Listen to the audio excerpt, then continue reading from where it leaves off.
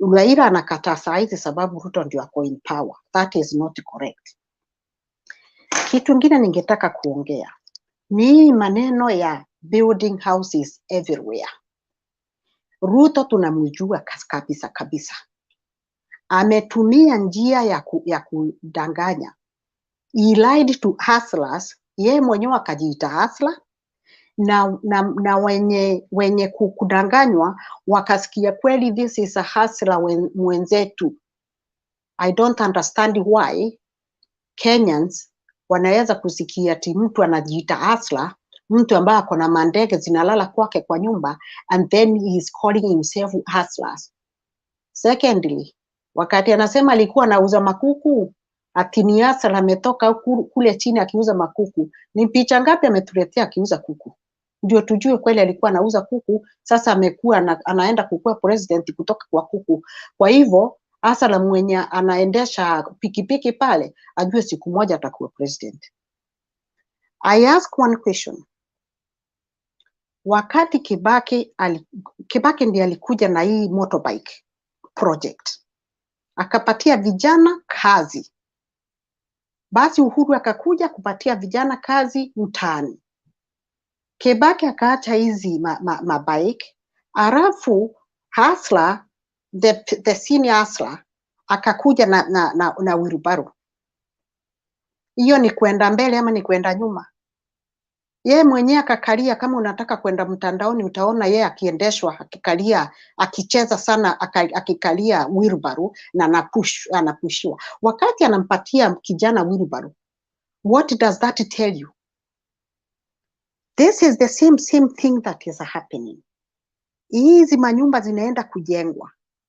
Anasema anataka, Ruto has got this sweet tongue na voice ya kuconvince, and he takes advantage of the poor. Anateka advantage ya zile shida mnazo. Anachukua hizi building sababu najua si ati hizi building hizi houses zinaenda kujengwa. Alafu anawaambiaje? Hizo manyumba zitakuwa zinalipishwa 7,000, not more than 7,000. Alafu nyinyi mtakuwa mnalipa after 10 to 15 years, hiyo nyumba itakuwa yako. This is a long term project. Na wacha nikwambie mwisho atafanya nini. Ataimba hiyo wimbo, aimbe hiyo wimbo, and because it's a long term project, it's something that needs a lot of money. Mtakuwa mnaambiwa ni kesho sababu pesa si hazijatosha. Leo wamesema ati anataka kujenga gorofa 25 floors na sijui how long hizo ndo 25 floors. Watu watakuja kuambiwa sababu hii ni muradi ambayo inataka pesa nyingi, tupeni nafasi. Before mjue 5 years imeisha. Kazi mtaani hakuna. Nyinyi vijana ngojeni tu mtajenga. Sasa mnaendelea hivyo. This is the same thing that happened. Aliwaambia hustlers, hii serikali ni bottom up. Hii serikali itakuwa ya mama mboga, itakuwa ya watu wa pikipiki, itakuwa. Tunataka kujua hii serikali imeundwa na mama mboga wangapi? Imeundwa na watu wa pikipiki wangapi? Watu mahustlers ni wangapi wako kwa hii serikali? Aongee hiyo maneno. Akawaeleza mahustlers, wakati mtaingia kwa serikali, nitawapatia loan inaitwa Hustlers Fund. This Hustlers Fund hamtakuwa mnalipa any interest. And I want people who wanted to start business, and those people who are in business already, be ready, because this money is gonna make people from down, those hustlers, the real hustlers, wacha hustler Ruto, wapate kuinuka. Can I ask 500 Kenya shillings inanunua sukari kilo ngapi? Wacha kufanya biashara, inanunua sukari kilo ngapi? Ama inanunua unga kilo ngapi? 500. Isitoshe, this 500 kabla ifikie mwenye anachukua 25 Kenya shillings has been taken off. Unaambia sijui unaenda kuwekewa akiba ya 25 shillings. Sijui unaenda kufanywa nini. Do you know what is gonna happen? Watu waliambiwa wakichukua, kabla hujachukua hiyo loan, you have to give your PIN for your M-Pesa. Kazi watu wanasema watalipa hii M-Pesa, lakini in the reality watalipa hiyo pesa walipatiwa loan, watalipa because itakuwa inakatwa. Kijana mmoja alikuwa anasema mimi nilipatiwa hii 475, lakini sasa hivi nikitumia pesa kidogo inakatwa, nikitumia pesa kidogo inakatwa. Kwa hivyo Ruto aache kuchukua advantage ya mashida ile watu wanazo. Hizo buildings za houses ni nyingine kama ya Hustlers Fund. Alisema ye mwenyewe, sisi tutajenga nchi bila kuomba pesa. Within 3 months ameomba 1 trillion. Within 3 months. How much is he gonna borrow from now to the end of 5 years? Unataka ufanye hiyo 1 trillion times 3 times 12. Uone ni pesa ngapi, alafu wake miaka hiyo 5. Haya. Ningeanza kuongea about pesa ambao saa hizi tukirudi kidogo kwa hizi manyumba zinasemekana zinajengwa. Now at the moment, if there is money which is available kwenda kujenga nyumba, first and foremost thing ni kuanza kufikiria watu wanakufa njaa. What has he done about it? Before tujenge manyumba, sababu watu watakula nyumba. People are hungry, people are dying. People are dying because of lack of facility in the hospital. Makoa probably kama kungekuwa na facilities nzuri angeokolewa. Hakuna madawa kwa mahospitali. Those are the first things. In fact, vitu za maana kwanza watu wakula washibe. Yeye alikuwa anaenda kuchukua mahindi, lakini kwake farmers are having their crops ready, they are harvesting, and they are showing their harvest. We have so much maize. What are we gonna do with this? But then yeye anaenda kuchukua mahindi analeta. Just because katikati ya kuleta hiyo mahindi na kuingia hapa, kutoka mahali natoka kuingia hapa, kuna mtu atakuwa amekula. For how long people will continue suffering na watu wengine wanaendelea? Alafu katikati ya hizi unasikia pesa zinakuliwa katikati ya kuleta vitu na kufanya miradi. Hii miradi yote unasikia ni miradi, ndio pesa zianze kutoka. Hiyo miradi unasikia kujenga manyumba, kuzaa nini. Kwani hizi pesa zinatumika ama hizi pesa zilikuwa zimeibiwa na tukasikia kuna watu wamepelekwa kotini na pesa zikasimamishwa. Lakini yeye kuingia, hizo pesa zirudishiwa watu wake, wale walikuwa, hata hiyo ilikuwa ni maneno ya siasa. Hizo pesa zingekuwa zinasaidia hawa watu wanakufa njaa. Kitu ingine nimesikia leo ameongea na nikashangaa kabisa, where are we ending to? Kenya Power imeambiwa hata kama kuna mtu alisema wewe mwenyewe kwa national media, eti if unakuta mtu ameweka stima kwa nyumba yake, hata kama hakuwauliza nyinyi Kenya Power, you want to put meter. It doesn't matter how hizo stima zimewekwa. Just go and put meter and the trust starts charging them. What does that tell you? You don't care about security ya watu. You don't care whether hizo stima zimewekwa na njia gani. Umewekwa by professionals. You do not care about raia.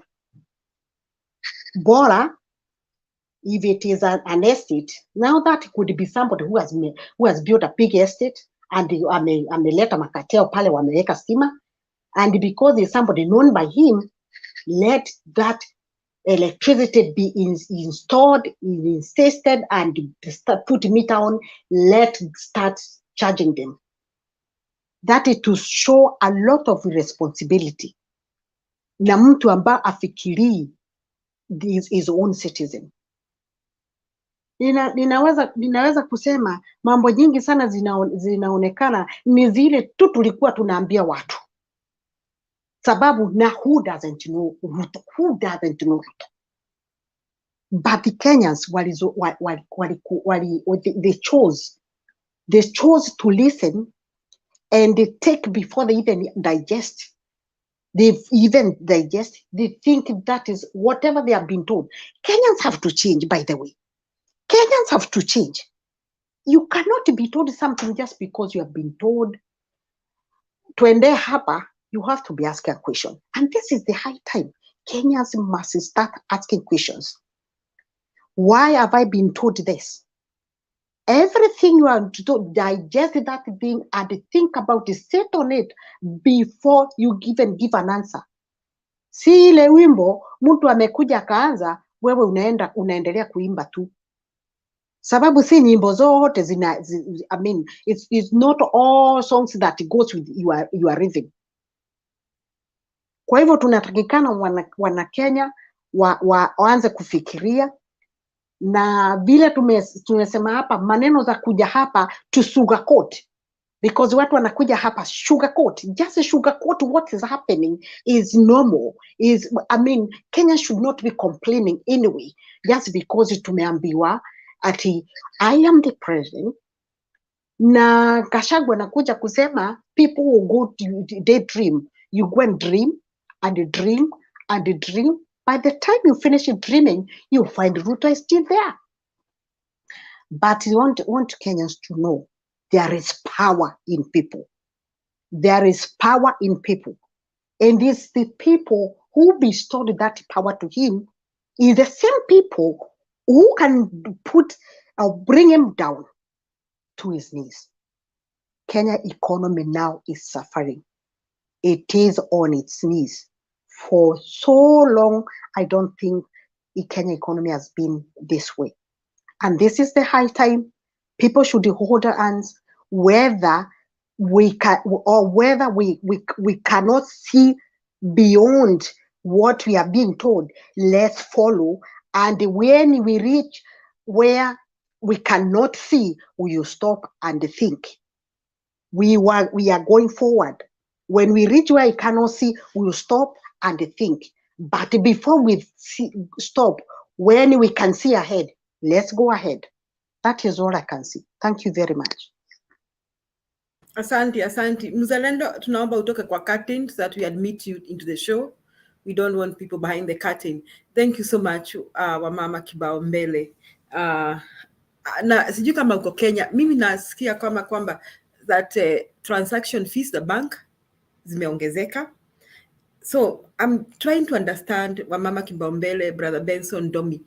Sasa ni kumaanisha kama nimekutumia pesa, Brother Benson, tuseme nimekutumia $100, kumaanisha haitakufikia kama $100. Ukienda kutoa kwa M-Pesa itakuwa less. What is the implication? I think what is happening is what will happen is that, like, when you will be sending $100, there's that transaction fee that will be charged. For instance, maybe sometimes they might charge, maybe they used to charge, maybe you're sending $100, they're charging you 27. So they'll not be charging you 27, because when you are sending, maybe you have like 200 in the account and you're sending 100. The guy is going to receive $100, but the transaction fee is different from the money that you are sending. Sasa akitoa pesa, tuseme kama hana pesa ingine yote kwa M-Pesa. There are two things here. There's a transaction fee and withdrawal fee. Yeah. So when usually you send money, you will always send money in the for, let's say, if you want somebody to get 100 shillings, you might say that I'm sending you 30 shillings on top of 100. So which means that includes the withdrawal fee. This one, the 30 will be, so the 30 is going to be charged when he or she withdraws the money. Yeah. Yeah. Then there's what we call also transaction fee. you know. So when you will be sending 100, the 100 will be going, but there is also money that is being charged for that, sending that money. So maybe, for instance, I'm not very sure. I'm just giving an example. So, instant for withdrawal and sending the money, you might be charged maybe something like around $50. But Wow. by first, there's something that I know. By first of January, the banks they gave notification to all their customers, like it was going to take effect. They will realize their charges when they use M-Pesa transaction. That was there. The bank sent that one, and I know. I think somebody went to court about that, and even like the central governor gave directive to the banks not to overcharge, but they still do it. If you check out your transaction fee, they're still not the same as they used to be before. If you're very keen. So it means okay, I watched the Safaricom boss talking, and he's saying for the last, I don't know, about 2 months, so the people have reduced, the transactions have gone down by some fraction. I know that you were saying a third or something, and she did play that clip. Did you watch the Safaricom speaking and both saying, he was saying that people have reduced transacting in M-Pesa? Because the reason is that can be true, because when you look at the majority, even like the mamambogas and everybody, the M-Pesa transaction has made it very easy. One, they don't lose their money very easily. Like there's what we call pochi la biashara. You can pay them through there, even if it is a small amount. So sometimes, even in the matatus, when you do the Nairobi rides, I was doing it, even in the villages, there's a way in which they give you the number on the bus. You just pay through M-Pesa. You don't have to carry the cash to do that. Like the cash transaction is kind of like going down. So when these charges were being flouted, like people are saying, I rather use cash to pay you rather than doing transaction that is going to take like more than what I expect. So that might be true if they said that, and people Yeah, are that scared makes of sense. those charges.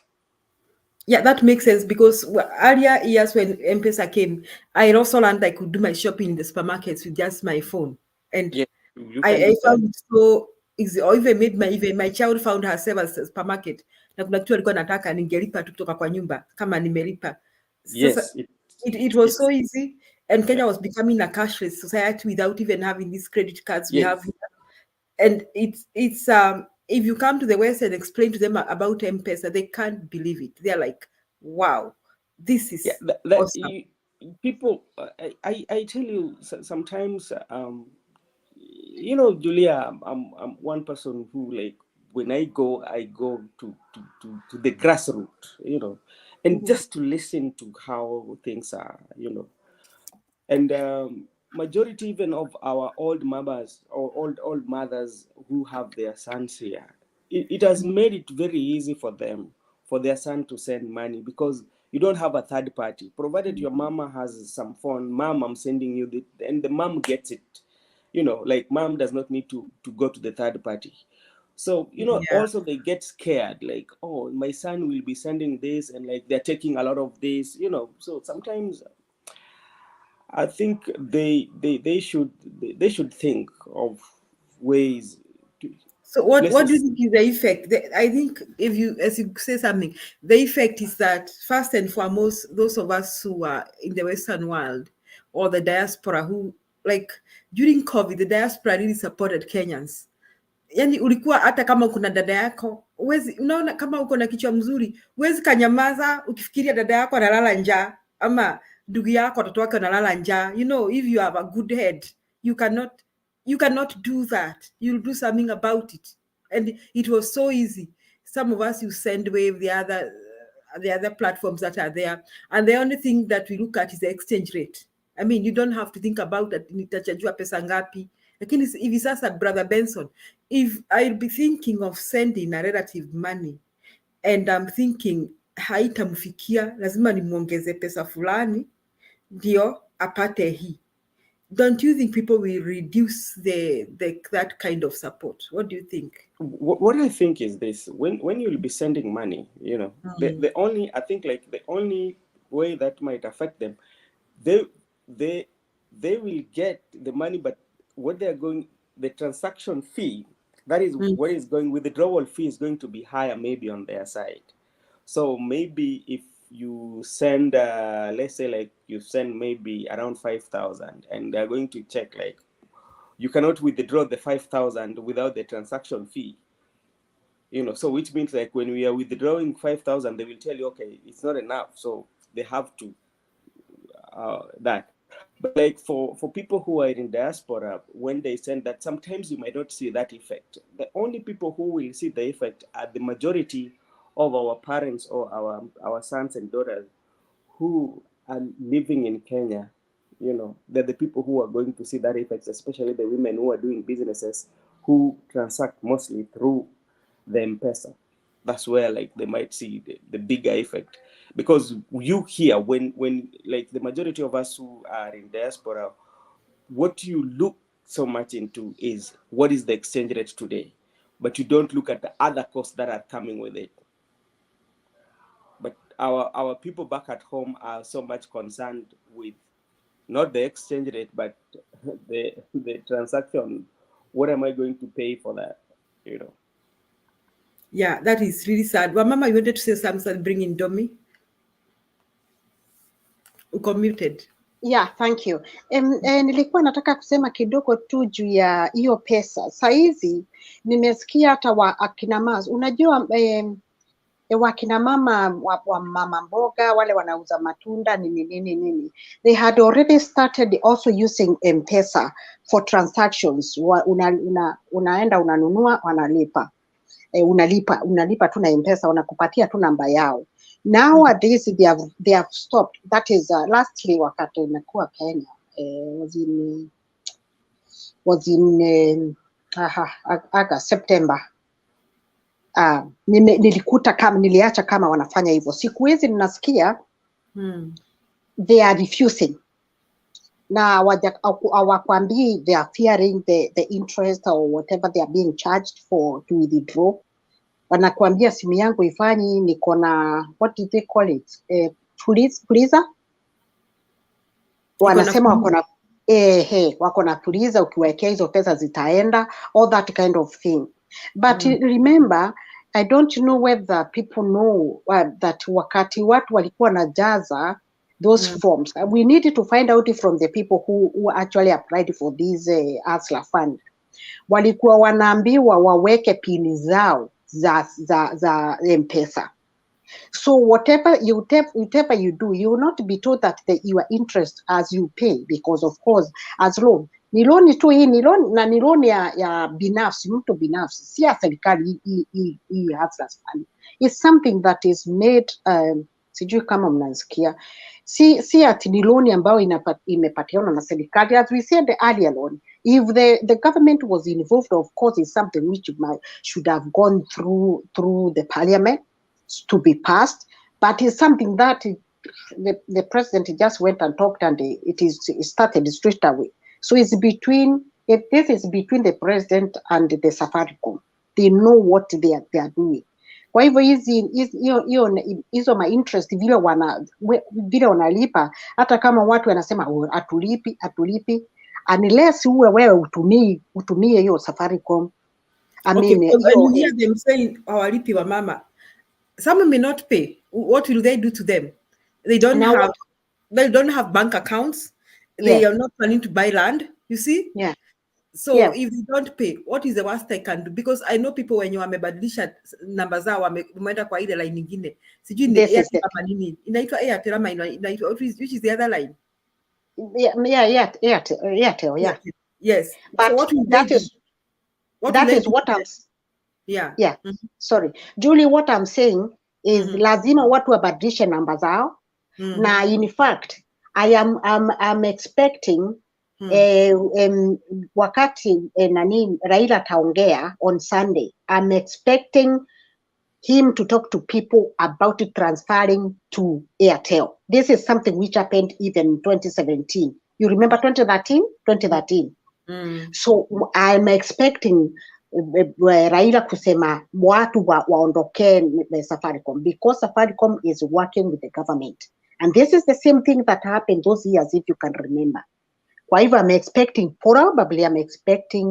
Raila kuongea maneno za hiyo. Sababu, if people not change their lives, either you buy another line or if you have another old line, but the problem is that they have given all their information, they have given maybe the date of birth, they were given the wherever they were involved, and this is the thing, something that is will be tallying with another number if they take. So unless you change your number, or else you are not going to be using your money. By the way, you'll be surprised that the people are going back to the bank system.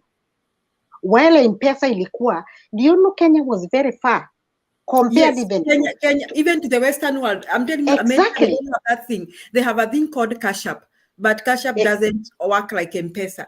So it doesn't. It doesn't work like M-Pesa. So Americans don't have that thing. You tell them, they don't get it. You try to explain to them that this is not a credit card or a debit card, but they don't get, because they don't have that technology. But now they have ruined it. They have ruined it. And now people just have a bank account somewhere. Unaweka pesa yako, unachunga hiyo pesa yako, iko pesa fulani. Now you are careful with these banks too, because they are working with cohorts with the government. And you also need to be careful which bank, because some of these, I'm telling you, some of these banks are going to collapse. They are going to collapse. One thing is sure, Safaricom is going to collapse proper in Kenya. And another thing we are sure, some of these banks are going to collapse. So I think it's high time Kenyans got the multinational banks, the international banks, where maybe your money may be safe.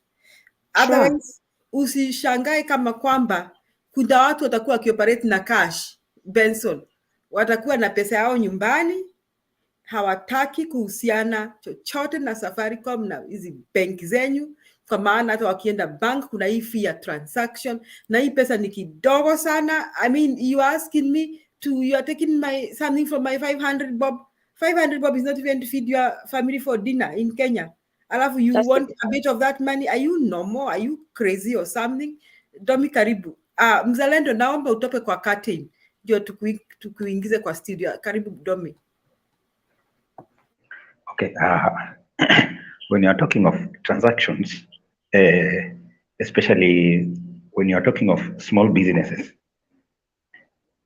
you'll find out that most of these small businesses operate with a very low capital. And majorly what they do is, mtu ananunua chenye ananunua is buying there in the store, then he goes to sell just across the road. And probably he's going to buy about, probably they buy even 3 times from the store. Now, when you're using a M-Pesa, he's going to do several transactions in a day. Now, when the government have introduced, previously it was when you send money, okay, when you are paid through like the pay bill of Equity, they don't charge anything. They don't charge any transaction fee, and it made it very easy for these traders to do that business, to do their business in that way. You receive the money into Equity account, go pay the store where you're going to get, or rather, okay, pay the store, or if it's a wholesale, you got to pay there using the pay bill of Equity, and in that transactions you're not charged. So it made it very easy for these small businesses to do their transactions. Now imagine when you introduce a tax on it. If you introduce a charge, this somebody probably in one sell, ni mtu anauza kitu na probably in one sell is earning something like 10 bob. and hii shilingi 10 umeintroduce a tax juu yake. Now this 10 bob, by the time anaenda kununua kwa store, ka profit Kenya alikuwa nako, Kenya kalikuwa probably accumulatively it would have been something like at least something like 100. Now with so many 10 bobs, it's going to do the transaction again, so that to come again and sell. In the end, it is eating into his profit. Now when it's eating into his profit, kwa sababu capital yake ni kidogo, because anaendelea kwenda huko, akirudi kwenda huko, anachukua mwavuli pale kwa store pale, anakuja anauza, akishauza miavuli tena anarudia tena zingine. Imagine how many charges are you going to give to this person? Then what you are benefiting, you are not benefiting the seller. You are benefiting Safaricom and the tax receiver. So generally, that is something that is a very big hindrance to people who are doing who have been doing the trade using M-Pesa, and that is one of the things that reduces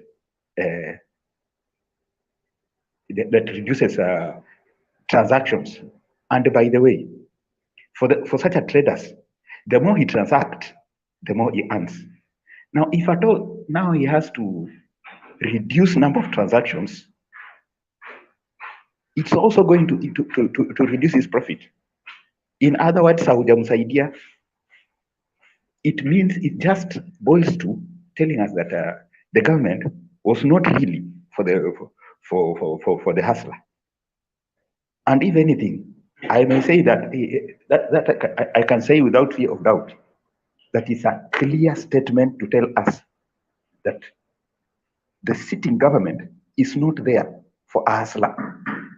It is majorly a revenge mission or a competition between somebody who feels that he's supposed to be as rich as those other people. He's supposed to be a dynasty, as they call themselves. Okay.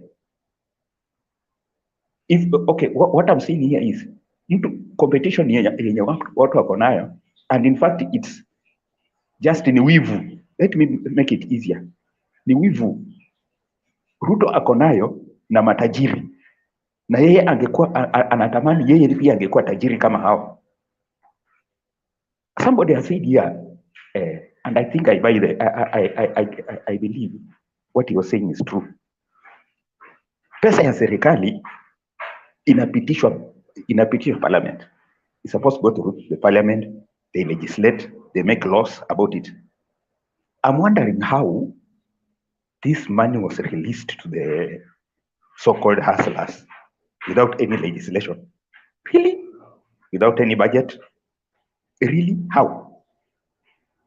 I think it tells me, it only, as I said, I don't need somebody to tell me about it too. It's just 1 + 1, it's 2. It cannot be government money. That is personal money. Somebody is doing business. Because if it was government, why put there an interest? Or if it's supposed to be an interest, afadhali ungeweka something like 1% to cater for these small charges. If anything, the government is supposed to take care of all other charges, so that to help a common man. So I think it's just a clear this a scam. You see, saa zingine, we need just to think.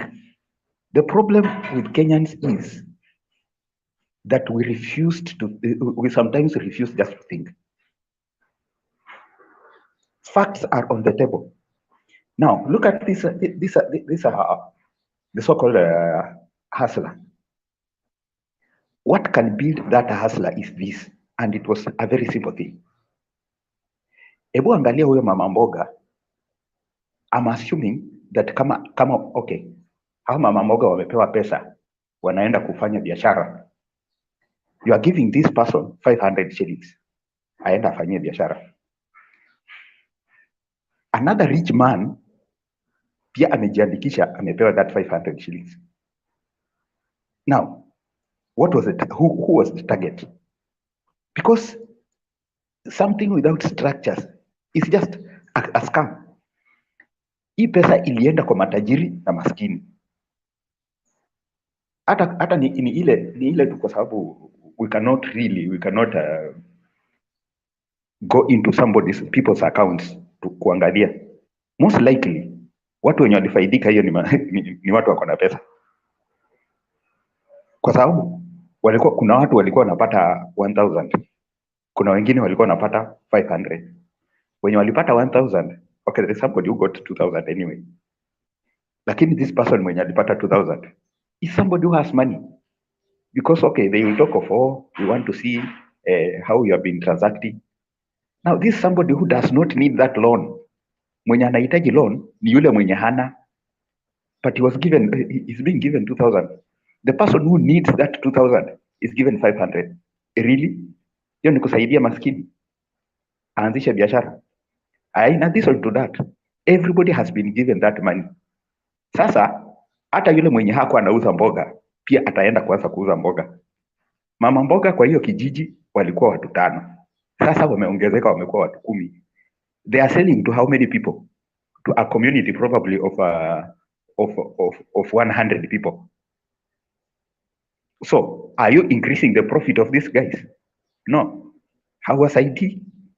The best way is create employment. Create another way of employment. Watu, so that the mama mbogas that are 10, that are 5, wapunguke wawe wawili. These mama mbogas will not even need a capital. Hawatahitaji capital because they know hii pesa unachukua sahi, hawa watu, hii population iko hapa, by evening utakuwa umepata hiyo profit, because there is so much sales that you are going to make. But now you are dividing the sales. Mama mboga 10 vile walikuwa 5 walikuwa wanapata 200 shillings. Sasa umeongezeka, umekuwa 10, kila mtu 100. They cannot even feed their houses. You are not helping them. That is why Raila was saying the Azimio thing was industrialize the nation. Just industrialize the nation. You will not need this 500 thing. Industrialize the nation. Out of the industries, you will get enough tax. Out of the industries, you'll have more people employed in sort of some formal. We'll go to sort of some formal employment, and we'll have other people who will be doing trade with the factory. If it's a company or whatever, they'll be doing business with that. That's an indirect employment. And once you get such a thing, you will have enough tax, and you'll have everybody will be busy. And I will say again, munaita hawa watu wenye wanaenda kudemonstrate ati they are idlers. Yes, okay, they are idlers, fine. Now, why can't you make them busy? Hakuna kazi, ile kazi walikuwa wanafanya umewanyang'anya. And point of correction, Mr. Muzalendo, ulikuwa hapa, alafu kuna kitu chenye uliongea that I was not able to rebuttal. Remember, mtu anakuambia hapa, I think Big J aligusia, you are stopping ile pesa watu walikuwa napata kila siku, alafu you are saying, you are promising, because it's a promise, ati tutaanza kufanya mijengo na mtapata kazi huko. Okay, mnafanya mijengo Nairobi, what about mashamba? Okay, mnafanya mijengo Nairobi, what about Bungoma? Kwetu hakuna mijengo inafanywa. That one is in the control of the governor. And by the way, not everywhere hiyo mijengo itafanywa kila pahali. And another thing that is a fact, this one is underlined it. Ruto has always lied. He does not deserve under any way to be trusted. he has lied, na kuna vitu kila chenye anasemaga anasema anadanganya watu, kesho hafanyi. He does not do it, or he does something different. So afadhali uache hiyo kazi kwa vijana waendelee kufanya. Ile siku utaanza mijengo, then people will go there, but stopping it is malicious. Stopping it now, how are they going to survive? Mpaka, are you telling me that wakae kwa nyumba, eat nothing, to wait for buildings? Utaanzisha mijengo after 6 months, so that they start eating the 6th month? Give me a break. That one, hapana. It just shows that mtu nani Duke alikuwa hapa anatuambia ati they wanted to do the audit. So you stop people from eating for you to do the audit. Give me a break. Wacha watu waendelee kufanya kazi, wewe fanya audit yako. If anything, the best person in office is to continue. Wewe watu wanaendelea kufanya kazi na wewe unafanya audit yako. Do your audit. Do it there in your offices. In fact, we don't need to know what you are doing in offices. What we need to know is to see the results. When you come with the results and say this money was stolen by so and so, fine, take this person to court. What we are hearing here, hao walikuwa nakula pesa. Okay, you are in power. Why don't you arrest them? He's not arresting anybody. He has not arrested anybody. So in other words, you are lying. If you feel that these guys were stealing, arrest. If you cannot arrest, then you are lying. You cannot tell us every day that you stopped because it's kuna watu wachache walikuwa wanafaidika. Okay, fine. Stop wale watu wachache kufaidika na washike waweke ndani kama wako na makosa, kama walikuwa naiba. Kama hawezi washika kuwaweka ndani, then you are lying. It is just as simple as that. Because mtu kama tuseme, if it's somebody like somebody who is outside the government can give us such a thing. I don't have the power to arrest. But you are in power. You are the president. You cannot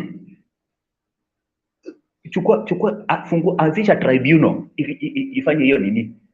In fact, by now tungekuwa tumeona matribunal mingi zimetengenezwa. The first tribunal yenye unatuletea hapa ati ni kwa ajili ya Cherera. People who are so wickedness happen and they said no to wickedness. Those are the people you want to investigate. While those thugs that have stolen, wenye wameua watu, kama my home MP who shot somebody mbele ya watu in the open and right now is walking free. Such as people, we don't see any. Hiyo kesi hata pahali imefika, you hear that people are scared to follow it up. My friend, that is why I will tell you again, tunaelekea Limuru na tunasema tunaenda Mombasa. My friend, if we agree with that, then I don't think akili yetu itakuwa inafanya kazi. Uko kwa basi inaenda, unasema uko kwa basi inaenda Mombasa, then inaelekea Limuru ikienda hivyo, inapanda uplands and you are seated, then there is a problem in your head. We cannot continue that. Okay, that's what I will say. Asante Domi, hiyo hustler fund, hata au mama mboga, they won't increase. Let me tell you, how much would you do with 500? Do you know of anybody who got the hustler fund na kaanzisha biashara? I want those who are watching, the members of the panel, the people in the comment section, kama uko na a good examples of people who got the 500 bob and started a business, you can give us that statistics. Wakakuwa hustlers, maisha yao yakabadilika, wakaanzisha biashara na wakabadilika. So Domi, that hustler fund is just a scam. What is going to happen, Domi, is that they after a few months they'll be forgiven. So we'll never know how much money was given and how much money left the government coffers and where the money is, because itasemekana kama kwamba hustlers hawawezi lipa, wamesamehewa, hiyo pesa ilimeenda tu hivi hivi, swept under the carpet. We know, this government is like, you people mulisikia wale wezi walikuwa Mount Kenya walikuwa wanaitwa Wanogo na Washosho na Rasta. There are 3 famous thieves: Rasta, Wanogo na Washosho. So today we are seeing real Rasta, Wanogo na Washoshos several times wako kwa cabinet secretary. I mean, you asking who to prosecute who? Ruto will prosecute who? Will he prosecute Gachagua? Ama he'll prosecute himself? Yeye ndiye ajipeleke kotini kwanza ama apeleke Gachagua? Anapeleka nani? How do you ask a thief to catch? How you ask thieves to catch each other? How do you ask somebody working with thugs and murderers, rapists, thieves, land grabbers to arrest small thieves of 500 bob? I mean, that won't happen. So hiyo hustler fund, I belong to the school of mwenye amechukua abadilishe simu tunaenda Airtel. Then Julia, Yes. if I might not be wrong, even the Asla Fund, it was not anchored in law, and like even the law that governs the privacy issue, data privacy, was not there. And if you look at 2007, when Kibaki came into power, I think what Kibaki did, if I might be wrong, Kibaki gave the money to the banks, and that one like made people to go to the banks, and people got so loan from there, and the economy grew. The idea was very good for the ASLA, but like what happened was like they had to to pass through the parliament, and things to do with the privacy issue and things to do with where is this money coming from. That's what is killing it. And if you're very keen enough, Muslims are not taking that money. Islam, if you're very keen enough, they're not taking that money. If you're very keen, ask somebody, or if you have somebody who is coming from Islamic religion, or somebody who is of that faith. Majority of them, not majority, but like the larger percentage of them, do not take the money. So I think as much as they might say he's doing good thing, we need to be very realistic and say something that might save the country. I've never seen a government doing business with the people that is protecting. Yeah, I've never seen, because that is like a government doing business with it. If you look at even like in colleges, whereby you are given those who are very lucky to get help, those ones are anchored in law. They are anchored in law. There's a law that guides them on how, when you get a job, you will have to repay back the help, student loan. It's there. So I think if we are very, very, very, very like kind enough to ourselves and to our country, and like I said, the idea is very good, but why can't you do it in a way that even respects the country, such that it makes a sense?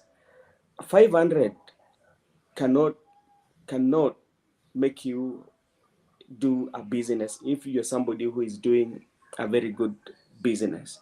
Let us just be realistic, or not that we want to say like maybe I'm a Mazimio or I'm not Azimio. No, let us just ask ourselves like, how will 500 as a small boy in the village, or a young man in the village who wants to start a business even for 20,000, and he applies for this and he gets only like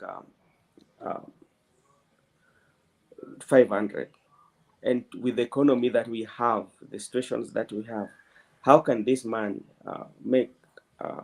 do business and pay this money within 14 days? That's what they say.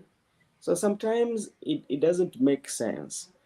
So they should do something about it if they are there, but I don't know what they can do so that people might benefit. But like, to me, it doesn't make sense.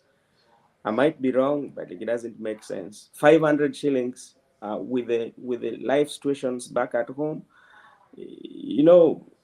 Sometimes we might come here on social media, especially like if you're supporting the president. It's okay to support the president, but at the same time, look at your neighbor. You might be very lucky that you are here, on how you can get that money, but look at your neighbor somewhere who sometimes even misses a meal, and you are saying the 500 can help, or can assist them to start business. Let us bring ideas that might grow our country, or let's bring ideas that will grow our sisters that we live with.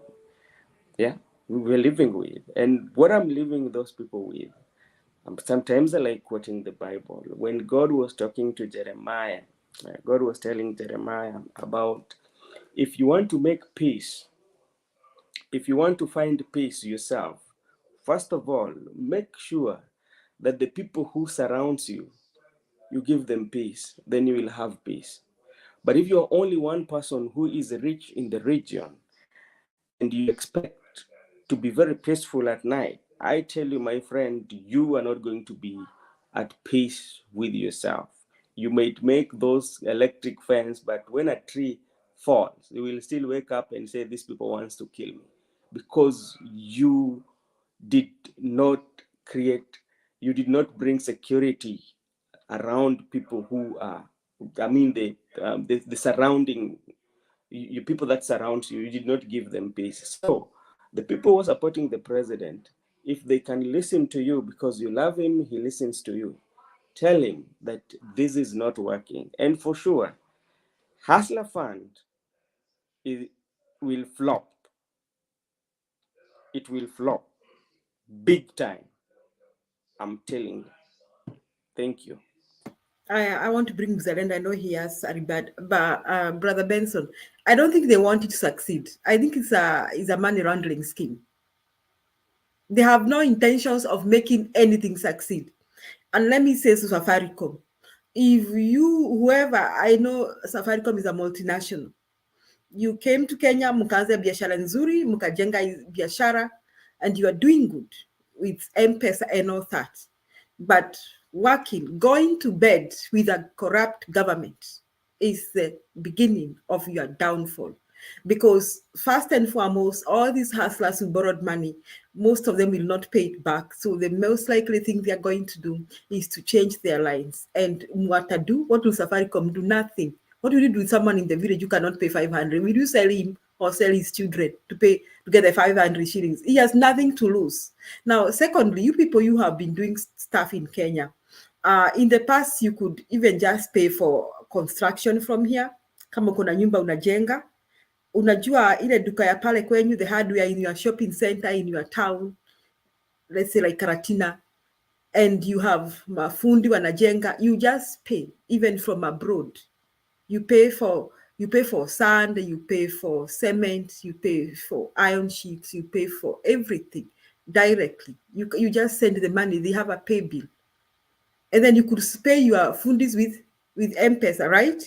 I mean, we were working on a cashless society. Now, you telling me that now there are transaction fees. I think people are going to, what is going to happen is the rate of business, the transactions will go down. So even the businessmen will feel it because these people are operating with M-Pesa. So kama unataka Julia atembea aingie ndege aende pale Karatina kununua mchanga na kununua mabati, I think I'll think very hard. I won't do that. Maybe I'll think I'd rather buy a house or something, or even stop with that housing business, high class nonsense in Kenya. Niseme hata ngambo pia ni nyumbani. So that is what people are likely to do. So I'm like, how do you tell me to pay for all this and I'm losing so much? I will be like, no, I'm stopping this nonsense. And in the environment, this kind of environment of high level, I mean, we are afraid of this bank may collapse, Safaricom may collapse, this may collapse. So people are going to desist from transacting. That is what I'm thinking. People are going to desist from transacting. People are going to prevent themselves from transacting. So this will be the source. If Kenya Kwanza had big plans to make a lot of money from tax haitapatikana. Because now people will simply just do what they need to do to survive, to eat and sleep and go home.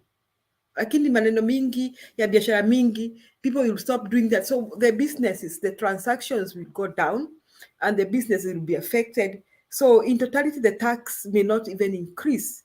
So the Kenya Council government has no intentions of fighting corruption, and they have not indicated so in any way. They don't even talk about it anywhere in the public forums, and we are not surprised that they are not doing so. So I think hard times are coming for the Kenyan economy. I think let us tighten our belts. Karibu Mzalendo.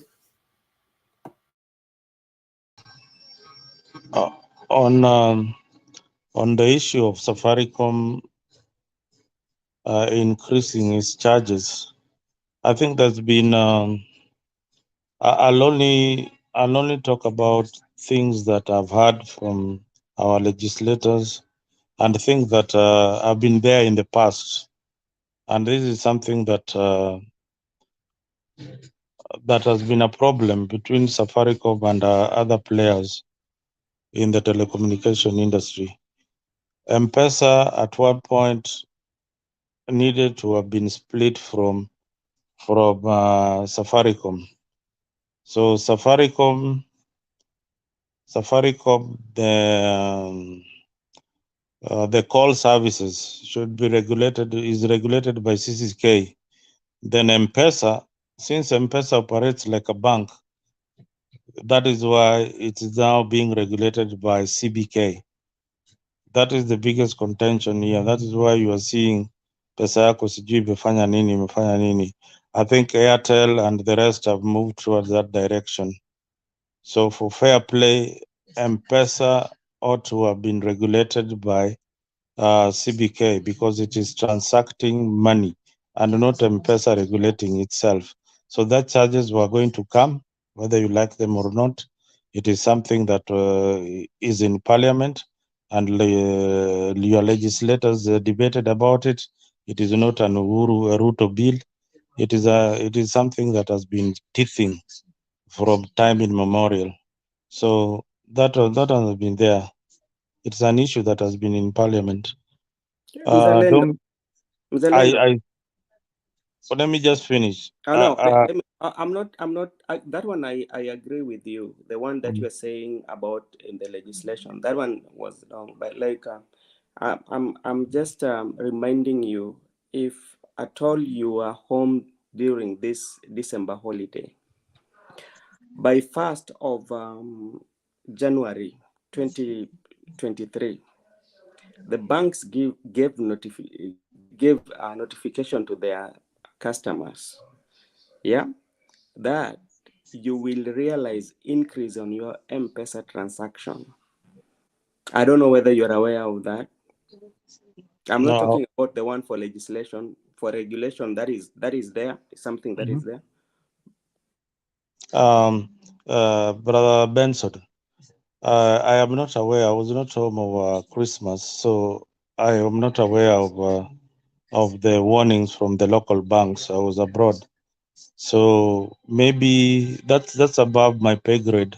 So you could just tell me more about it, just enlighten us, and why the banks were coming up with these laws. Is it something that is within the banking laws, or it is just something that has been imposed by the Ruto government? Yeah, it's something from the government. It's something from the government. Yes. So it is something that they sat down and thought that this is the best thing that they can do the taxes on the to regulate the industry. It's not regulating. I think it was just like a directive on the M-Pesa increment on the rates on the services. The services that they are charging was to go up, especially when you're transacting with the bank. So it is M-Pesa. It's the bank increasing the charges, or it's M-Pesa increasing the charges? M-Pesa increasing the charges. Yes. All right. I think I need to do more. Just like I told you. If you have your number, I can give you a notification from National Bank. Oh, National Bank, that is a government bank. I can give you that. I'm not refuting it. I'm not refuting, my brother. I'm just telling you that's above my pay grade because it is new. I'm just hearing it from you now. I'm only talking about the things that I've had between Safaricom and Parliament. So that one is something was going to happen because Airtel, I think they have already changed their way of operation. So, Domi, I know I sent you something there. I was hoping that you'll react to it, but you have technically ignored it on GMO.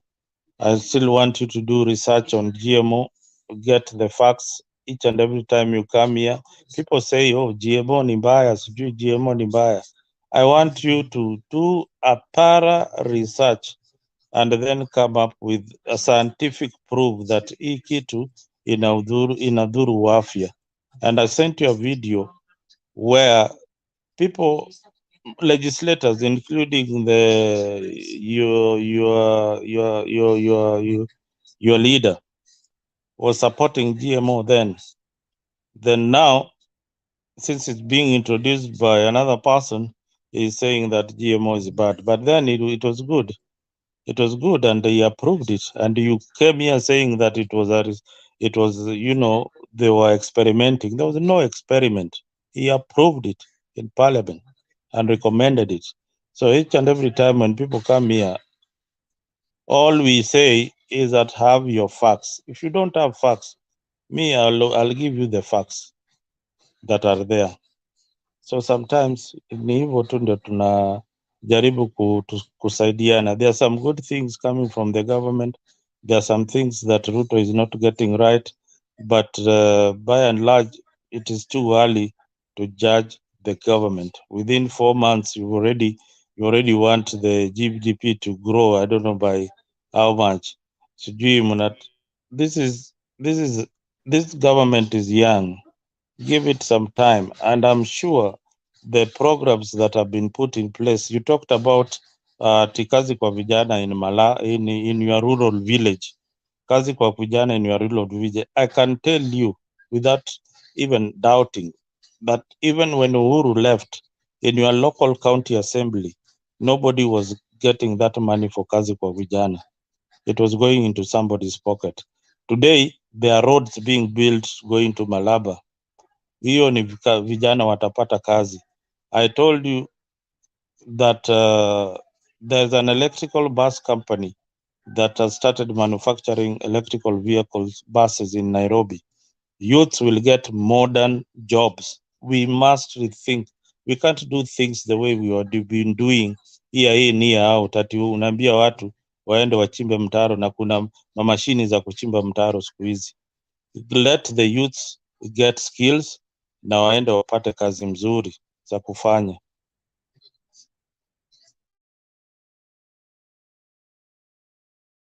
Asante, I know Dom, you want to say something about the GDP. The GDP has dropped Zalendo for the last 3 months. I look for that clip by Mutahingunyi, according to IMF. So why it has dropped? We don't even want to grow. We want him to keep us where Uhuru left us. We are not even asking him Ruto to do miracles. We want him to keep us where Uhuru. Kwanza afikue vile Uhuru alikuwa, alafu aanze kusema I'm improving on this. Si kuturudisha nyuma that we are paying more on food, more on everything. No, you can't tell us to take that. So we are not asking Ruto to do any miracles, to build houses for us or make homes for us. We want him to sustain us the way Uhuru sustained us. Then from there he can say, okay, me and Uhuru, we were at this point. Now we want to do better. Sasa utusiambia we are being impatient. No. We don't want him to destroy what Uhuru was saying. Even this thing of kazi kwa vijana. You don't make people jobless and then you start telling us that you are going to create jobs, which you have not created yet. You create the jobs first and then you tell us, wale vijana wenyu wanalima mitaro. Nimewatoa kwa mitaro, siku hizi wanafanya kazi hapa. We have not seen that. We just see public declarations on the streets that hii kazi kwa vijana tunaanza nyumba, we are doing. Mimi, mama yangu used to say, I don't know, just that you people, you are not Kikuyus. Eh? She used to say that the clan of I will do.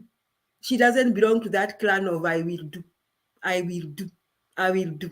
She used to tell me, no, my daughter, say I have done. Not I will do. Sasa hii serikali ni I will do. Mzalendo, we agree with you that these youngsters can do better things. But before he takes that income from them, let him create the income generating activities and projects, and then let him tell us that we had 10,000 youths in Nairobi. They were working kazi kwa vijana. Hivi sasa wako hapa. We want data. We want statistics. We want to see those people working.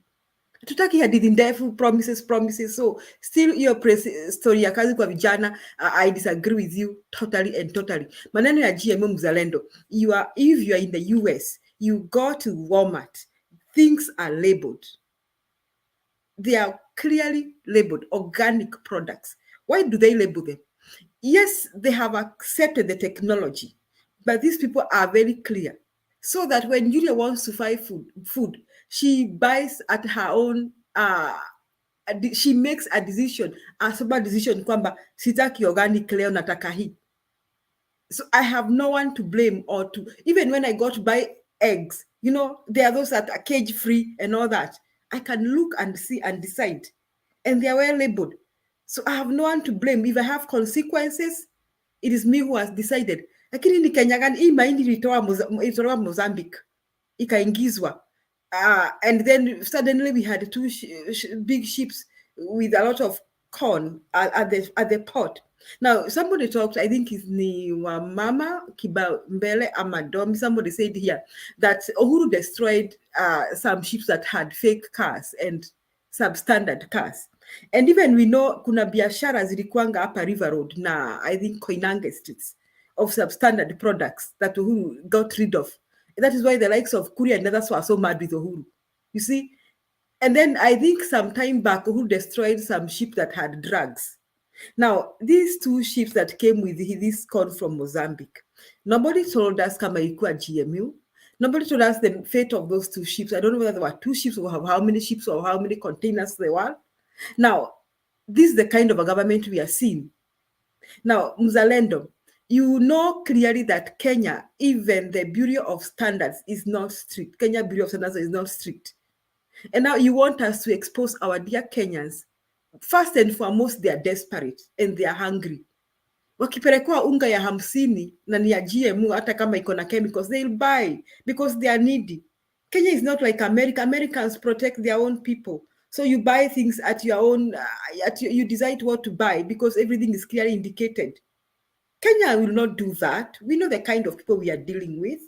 So another thing, keep pinning dummy down about GMO, even though you have no scientific data about GMO. So if dummy, come on, dummy, and atawe hauna. You don't, Muzalendo, don't tell us here. And there are lots of, no, Muzalendo, that is your own view. So there's a lot of debate. There's a big debate about GMO. So you cannot claim here to put down dummy ati hana scientific data. Pia wewe huna scientific data about the benefits of GMO. You don't have. So all of us have this information here and there. We are trying to add 1 + 1. So me as Julia, if I'm afraid of that and I hear come up, there are chances of maybe catching cancer or something. If I have an alternative, I'm going to avoid it. But me, I can say maybe I'm lucky, I can avoid it. I am not boasting about that. I just thank God for placing me in a position where I can avoid. But can Kenyans do that? No. So the government of Kenya must protect Kenyans. And what is the government doing? Taking advantage of their vulnerability. That is devilish. I want to say that. In fact, that is very devilish. This government should protect Kenyans. See, every other thing that comes from east, west. Why are we buying food from Uganda and Tanzania and wherever when we can produce that food? What is wrong with this government? These things have only happened for the last 3 months. You people, I used to think Uhuru is a poor manager. But after Ruto taking over, now I think Uhuru is my hero. I'm telling you. I'm beginning to conclude that Uhuru is my hero and that he did a good job. I'm beginning to think that. And I think, Mzalando, you not tell us about GMO again. You too, you have no scientific data here. And you have no scientific authority to tell us anything good about GMO. Just as much as Domi is entitled with his reservations about GMO, you tutetea GMO wako, lakini usianzie hapa kuambia Domi ati hana data. He knows what he knows, just like you who claims you know what you know. So I want to end that story of GMO because none of us here has any scientific data to claim that I know 1, 2, 3, I have tested. Haujaenda kwa lab, hauna lab yako mzalendo ukatest. Na kama publish it, let us see it published. The way we read So channel. unaenda supermarket Walmart. Yes, and I see the stuff indicated what is organic, what is not organic. Kabla ifike kwa supermarket Walmart, do you think American can sell poison to its people? Okay, we are not saying GMO. That is just scientific enough. No, we are not saying GMO is poison. We are saying there are negative effects about it. So we are saying that there is a lot of negativity with GMO. That's what we are saying. And if the Americans have their own reservations, even us, we should agree with them that if they have their own reservations, they have good reasonable reasons for that. So Mzalendo, what I want you to desist from is coming here to tell Domi hana scientific data pia wewe hauna. So you and Domi, you are the same platform. Domi has reservations. Wewe kama unataka kula GMO, kula as much as you want. That is your choice. Domi, don't eat GMO and tell your people not to eat because you are taking good care of them. And fellow Kenyans, if your family can avoid GMO, tell them to avoid. Because if they are in Kenya, I don't know what hospitals they are going to go. So that is what I want to close that chapter on GMO. And I think we were talking about, Brother Benson, there's something you said about Kibaki. Now, Kibaki created the structures for the banking sector. Now, if you want people to access money, you create structures. So what he did, we worked with the central bank. Central bank, there's a way central bank regulates how much money we have in the economy, how much money is circulating in the economy. Now, central bank uses several methods like open market operations that are like controlling the interest rates and maybe demanding that the banks increase their cash ratio or their deposits with central bank. So they play around with that. So that is what Kibaki did. That is how the interest came down. So when the interest came down, the likes of Brother Benson, Julia Domi, Wamama, Mzalendo, we could now walk even into Standard Chartered Bank and ask for a loan. Then Kibaki also created some structures for the SACCOs.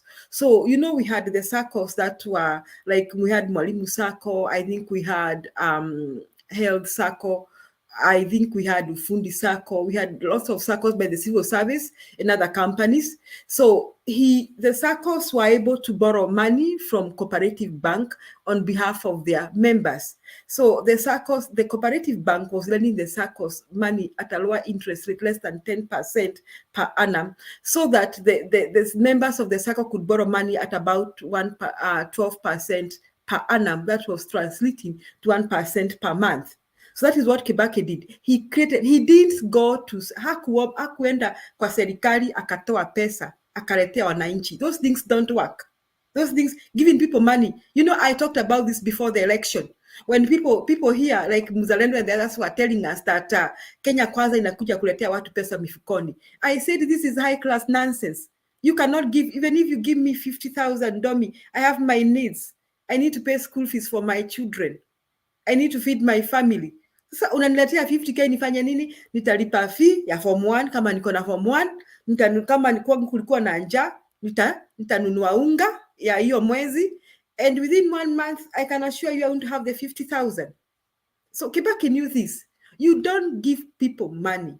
First and foremost, I think common sense tells us when we have too much money chasing very few goods in the economy, that is a recipe for inflation. And you people watch the latest news, the inflation in Kenya is skyrocketing. Now, so saying ati unaletea watu pesa mikononi ati ukitumia hustler fund, that is high class nonsense. You create structures and a good environment for businessmen and businesswomen. Create good structures for the banking. Stop increasing the transactions for the banks. Reduce the transaction costs. Now, lower the interest rates.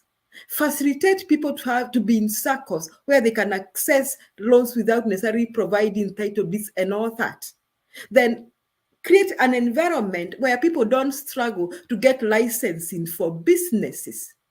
Kama unataka watu wafanye biashara kwa open market sokos, construct those markets for them, create structures for them, have good roads that access our markets and our sources of our goods. And now you'll see the economy coming up. Si kuropokwa mdomo na waletea pesa. Ati pesa mkono. That is nonsense from Kenya Kwanza. In fact, that's a money laundering scheme. How do you give me 500 to do what, Mzalendo? To do what with 500? And somebody even borrowed 2,000. Let me afford 2,000 for what? I mean, tuachange hii mchezo. So this Kenya Kwanza government, either they are semi-literate or they didn't want to learn from previous governments, or they have a challenge with their thinking abilities, or they are crooks and they are simply using the government for their money laundering activities. You see, or both. That is semi-literate, challenges with thinking and reasoning, poor structures and policies, and crooks who want to loot as much as they can from our poor government coffers. That is my take. So, Brother Benson, hawana mpango. Hakuna mpango hapa. Nakwambia ukweli. Hakuna mpango, hakuna. These are money laundering. I don't know what you people think. Wamama Kibao, umenyamaza sana. Karibu. Nimenyamaza. Nilikuwa ninanyamaza Julie nikusikize. I was just asking myself that question. And there's the one question. Well, they have been given, you know, the hustlers have been given the 500 Kenya shillings. Then, fee ya watoto imeongezwa. Tell me, you were given 500. Mama, let me correct you somewhere there. Yeah. If you are very keen enough, I think I'm in a board of a high school right now. Mm-hmm. We are still waiting for circular from government because government is still taking 22,400 and something. When you look at especially the county school, the rate at which they charge is around 40,000 in a year.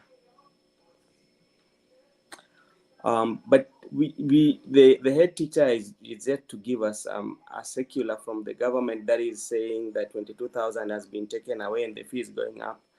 There's another one that is saying the junior high school, I think they're going to get per student, they're going to get, I think, between 7,000 to 15,000 for their school fee for the whole year. That is, one is going, and I think there's a money that was disbursed for textbooks.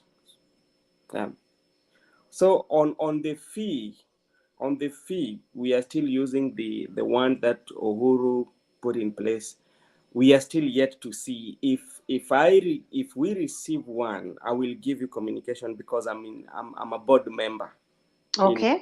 In one of the high schools. I will let you know if Thank that's you. if that's I want to talk. that one I'm very sure it's still government is still taking 22,400, and you will find like most of the schools are paying up to 40,000. So you will see the fee is around 60,000. If you add for the government and the one for the one that you're paying on normal. So somebody can correct that, but I'm yet to receive a written documentation from the head teacher. Then I will let you know if that thing happens. Okay. I will not talk about that. I'll wait for you to update us then about that. But I heard the president talking about the universities. Na yeye mwenyewe mimi nikamsikiza.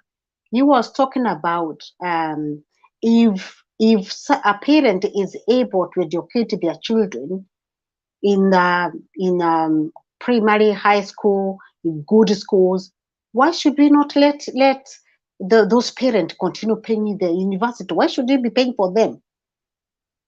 Sasa pesa, tuseme pesa za university, they cannot be compared with, that money cannot be compared with the money that is paid in the high school. It cannot be compared with the money paid in the primary school. I might be taking my child to even a boarding school where the boarding schools are so many now. You can be paying very little money for boarding school, which it doesn't, it doesn't charge too much money. Na sawa tu nitakuwa nasema I'm a parent who is taking my child to a boarding school. Lakini maneno hii ameleta hapa ati sasa kuna pesa za university tena. Hebu tuambie kama unajua anything about that as well. I'm not aware about the university one. Yeah, I'm not aware.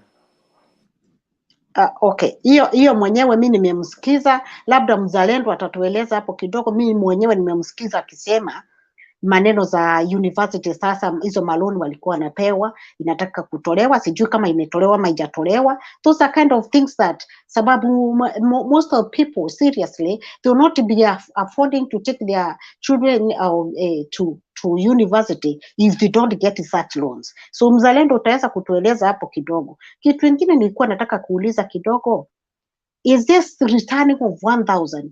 What do you think? I'm just going to put that on the floor. What do you think about this 1,000? Why was it taken out in the first place?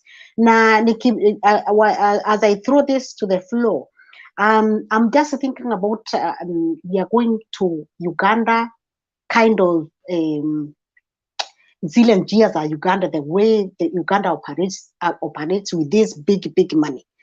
When the 1,000 was in Kenya, I think was abolished by Kibaki. I'm not sure about that. But before, when we had this 1,000, it is the inflation was really very high at that time before Kibaki aingie. Na najua Kibaki alikuja akatengeneza uchumi na uchumi ikaamuka kweli kweli. Nimesikia Ruto akisema anataka kurudisha Kenya mahali Kibaki aliacha. I am not sure about that as well. But kwa nini hii 1,000 inarudi? I just wanted to throw that to the floor. Okay, you're talking about the 1,000 shillings note? Yeah, I think the members, especially Rio, will talk about that. Now, Brother Benson, are you a member of the board of, is it a day school or a boarding school?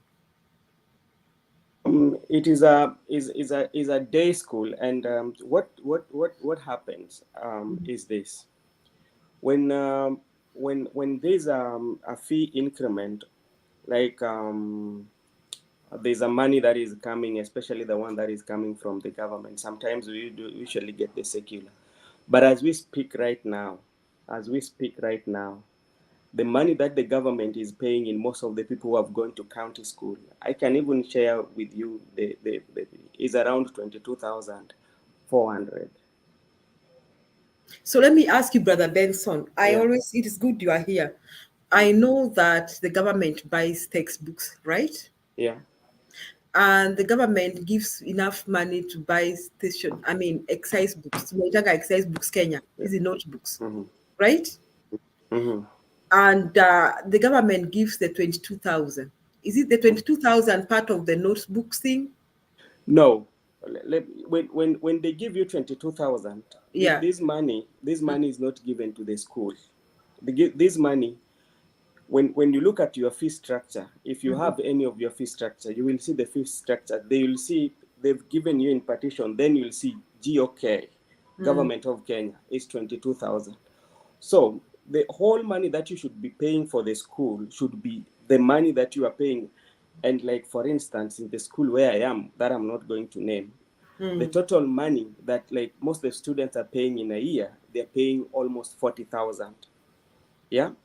Out of 40,000, 22,000 is paid to students who are there. Each and every student will get 22,000. Yeah. But the money does not go to the students, it goes to the school. No, it goes to the school. So the student will pay, you will only pay 40,000. The student will pay 40,000. So yet, if somebody is here who also is in the education sector can correct me, But that is something that is there. We are yet to receive a notification that says that that subsidies is out. When So I always ask myself, Mzarenda, wait, I always ask myself that, I always ask myself, now that you are here, I always ask myself a question. Why do students in a day school pay? Because pay anything in the first place. One, the books are bought by the government. Yeah. Tuition is paid for by the government, right? Yeah. And the teachers are paid by the government. Yeah. Now the buildings are already there. Yeah. So what the children need is school uniform, na lunch, right, Brother Benson? Yes. So why do these children pay that amount of money? You are mute. There's what we call the extra levies. Yeah. What do the And levies contain? these extra levies, there's some of these levies are being decided on the board, you know, and they're used to run the school. For instance, sometimes when you come to a school, the school is not painted and you want the school to be painted well, or there are some extra things that you want to do. These are the things that are going to be discussed by the board. Then they will be discussed again by the parents. After that, they will be paid by the parents. And mostly, if this money is paid, when audit will be done with the government, we will have to disclose, like during this time, we have an extra levy of maybe 20,000, and this is how it was used, you know. So Yeah, some I of get. the are used to run the school, because like government cannot provide everything. That is because like even me, when I was still out, I used to complain about all this and like asking. So when you go in there, you will see. One, again, sometimes the government does not provide teachers. You don't have, like, for instance, you are in a high school, you don't have a very good literature teacher, you don't have a teacher that can teach Farsi and all that. So what you have to do as a school, it is the BOG, the board, they have to discuss and say, how are we going to get this money? And sometimes, like, even as the board, especially where we go extra mile and we contribute just to facilitate some of the things, you know. So that is something that you have to know. So I don't know, maybe some other schools are doing it, but that is something that I know. Thank you very much, Brother Ben. So that is something that needs to be looked at, because I seriously feel parents are exploited. And I know the members of the board most of the time have good intentions. But if you try and account for that money, Brother Benson, some of these expenses, sometimes I always think they are unnecessary expenses. Like telling the parents to raise money to buy a school bus. I think that is very unnecessary. And I think the government should come. There's a time before, I think it was still Ruto's government, especially after Kibaki, that there was a policy that schools should not even do fundraisings. Do you remember that? That schools should not even do fundraisers. And what shocked me is that as that policy was passed by the cabinet secretary, William Samuel Ruto went for a fundraise in Muranga High School, where he gave several millions of money, on the contrary of the policy that had just been passed. And Muranga High School parents were up in arms because they were asked to cough thousands of money for that fundraise. I look it up and show you. Muranga High School. He went there for that fundraising. Because, Brother Benson, now that you are going to be probably even the chairman of a big school, I want to tell you without fear of contradiction that the school principals and the members of the board are looting the Kenyan parents in the name of projects and all those extra unaccounted for levies. Why should I paint for my son's school? Let the government paint that school. Why should the parent be made to paint the school in the first place? I think that if there are textbooks for the students, if there are notebooks for the students, if the teachers are paid for the government, the other thing I should be asked for is the lunch for my child and the school uniform, and to make sure my child reaches that school. That is my opinion. And those kind of course, Brother Benson, are even more aggravated in boarding schools. You will hear the drama that goes along in boarding schools. There's so much drama of this project, mara walimu wanataka tuition, ati walimu wanataka motivation, ati walimu wanaenda trip Mombasa. Hata kuna walimu walipelekwa South Africa, wengine wakapelekwa Middle East, wakapelekwa. All that, parents pay for that. Now, I want to go back to talk about the subsidies. I want to be clear this before Mzalendo comes in. Let me help you clear the issue of the fee. Benson, I think if he's saying is the BOM, there's a difference between that BOM and the teachers and maybe the school bursar who sends the students fee, maybe that is supposed to be paid. So the information that I'm going to give you, you'll find that what the parents are paying is above what I'm going to give you, but I'm going to give you the information according to the ministry or the government fee structure guideline for the secondary schools 2023. And according to the government, they still insist that the day school should be 100% free, but I know that is not the case where you stay, because the government is saying that the day school, they call it the free day school secondary education school fee, should be 22,244, which will be fully paid by the government, and parents will not pay anything. So if you go to these day schools, they'll start charging things like, I don't know, lunch and whatever. So if you go through this breakdown, the government is saying the tuition is around 4,144. There's medical insurance, there's activity, there's other boatheads, maintenance and improvement. That is why you should not be paying to paint the school. And they clearly say parents should not pay for the day secondary school, but I know that is not the case. If you go to the boarding schools, there are different categories. So let me start with the one that you call this the county schools. The government is paying 22,244, then the parents should pay 53,554. So if maybe the government was not paying that 22,244, the parents should be paying 75,798. Then there's these schools that are called the national schools. In a national school, the government is still paying 22,244, and the parents are supposed to pay 40,535.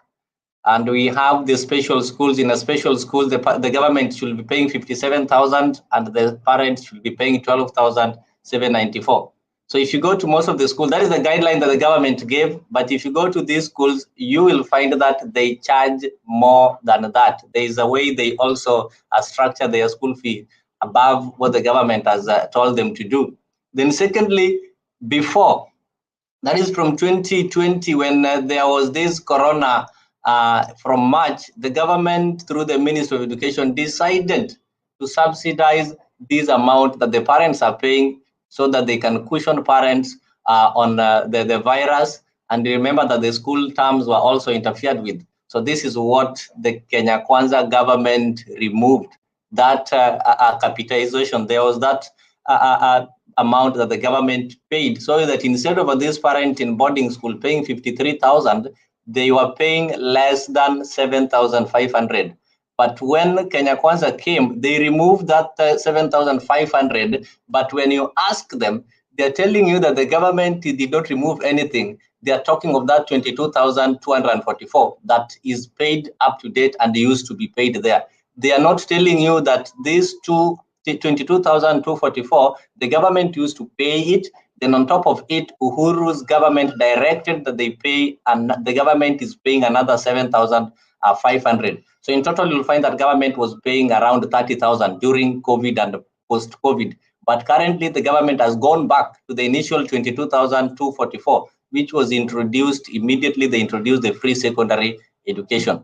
So you'll agree with me that even this, the free primary and secondary education in the public day schools, the government is saying should be totally zero, that your children should just be walking there with the school uniforms and bags, because the books are also produced there. But that is not the case. So that one will tell you the situation the parents are. Thank you. Asante Leo. That's what I was trying to tell Brother Benson, that I was trying to tell Brother Benson, Benson a minute. I was trying to tell you, Brother Benson, because you never know for how long you're going to work for those schools, and don't run away from the school. You're going to help them. I want to tell you this. I have worked in the Kenyan schools for many years, and I was even an administrator one day. I mean, for some time, for about 5 years. I sat in the board of management. And I sat in a board, a wonderful board, that sat to make decisions using the Basic Education Act. Hao watu walikuwa nakutana, Brother Benson, wako na constitution hapo. In days of procurement, they had the Procurement Act with them. A case in point in that which I won't mention. I chaired the procurement of a school bus at a cost of 13 million from Thika Motors. Now, I want to tell you here, without fear of contradiction, that neither the principal nor the chairman board of management interfered with that procurement. The tender we gave to Thika Motors. Nobody interfered, nobody asked them for any commission, nothing. And the cost was exactly the cost that we made. We decided on. And because that school principal was very transparent, it took her only 3 school terms to pay for that. She acquired a loan from Equity Bank. She did not ask the parent a single coin for that school bus. She used the school savings and she paid the loan from Equity Bank 3 school terms. She paid the loan clean, 13 million. They had a new bus. The chassis was brought from Japan. Thika Motors built the bus and brought it to the school. And every process, she involved the teachers and the students. The students decided the mode of the bus, the shape, the color, the painting, the seats, everything inside. Now, wanafunzi waliendea hiyo bus Thika Motors. So I want to tell you, there are people who are doing the right thing in Kenya. Now, Leo has just said here that even national schools, the children should only pay 40,000 for their boarding. How much? They pay over 100,000. Now, day schools, Brother Benson, let me tell you, those children should literally walk to school with their school uniform. Let the parents now figure out lunch itatoka wapi. If kama mngekuwa na discussion kwa hiyo board, mngekuwa muna discuss pesa ya lunch, because all Kenyan children, like you have told us here, are paid for 22,000 shillings. First and foremost, the teachers are paid by the government. Secondly, the textbooks are bought by the government. Thirdly, stationery is bought by the government. Now, what I want to agree with you, Brother Benson, penye nitakubali kana kwamba maisha inaweza kuwa ngumu kwa hao walimu wakuu is when they don't have enough teachers and they have to hire a teacher under the board of management. That one is really tough and is really available for primary school teachers. I think that is when now the parents wanafinywa. Lakini maneno ingine, I think these parents should not pay. So about the education subsidy, I think we are confusing 2 things. This 22,000 is already budgeted, is under the present budget of the Kenyan government. So there's no way the government can withdraw it. It's true. It cannot be changed. But the subsidy, I think there was something about the COVID subsidy. That is what the subsidy was introduced during COVID. The 22,244, it is not only budgeted for, it is in the Education Act. You know, currently, Kenyan government is saying that we're having free primary and secondary education. That is why each year after KCP, they even send the chiefs. If you've been in these schools, I was in one in Nairobi, and the chief will come and ask you, how many students did you have? How many have joined Form 1? So they want to ensure that 100% transition, saying that no child should be forced to repeat class 8, or no child should not fail to join Form 1. So that one cannot be removed. It was not removed.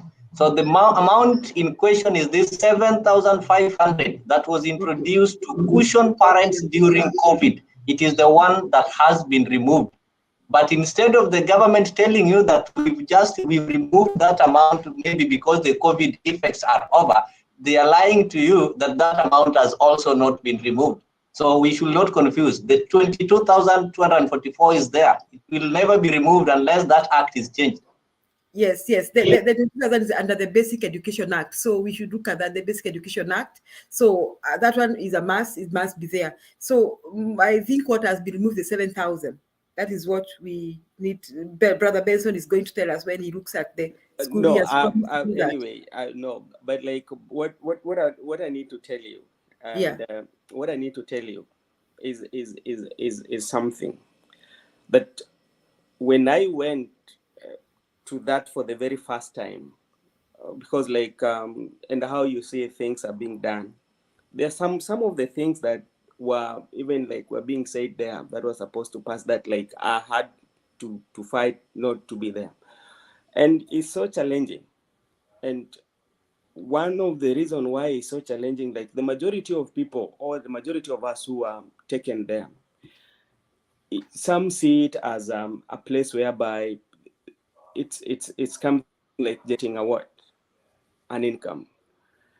Then some, so it's quite challenging, so much challenging, even to the head teacher. Even the money that they're saying like they're giving you for painting Mr. Leo, sometimes is not enough to paint the classes that you have to make them to look standard.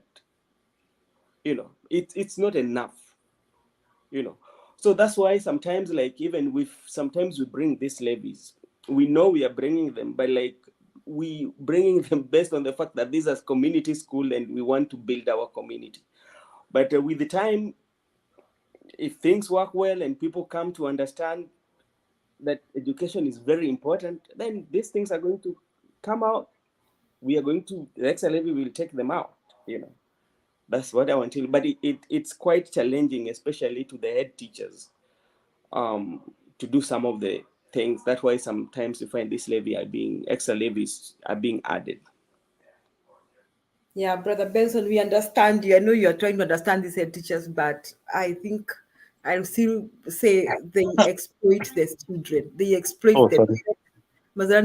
they exploit the parents, and that should not happen. I'm telling you, I worked in a school where the fee was about at 7,000, an extra county school performing position 25 in the whole country, really performing school, girls school, with over 99% going to university. Na huyo principal hakuwa anasumbua walimu na pesa, hata pesa wazazi, ati pesa ati ya tuition ya nini, hakutakanga hizo story, ati mnalipa extra ndio mlipe tuition. She didn't want that kind of story. She didn't want, and she would motivate her teachers, yes, but she would say out of savings, if you have any savings, we're going to motivate our teachers. Lakini maneno ya kupanga wazazi kuita mkutano ati walimu anaenda huko anataka hii, she never used to do that. So me, I know it is possible.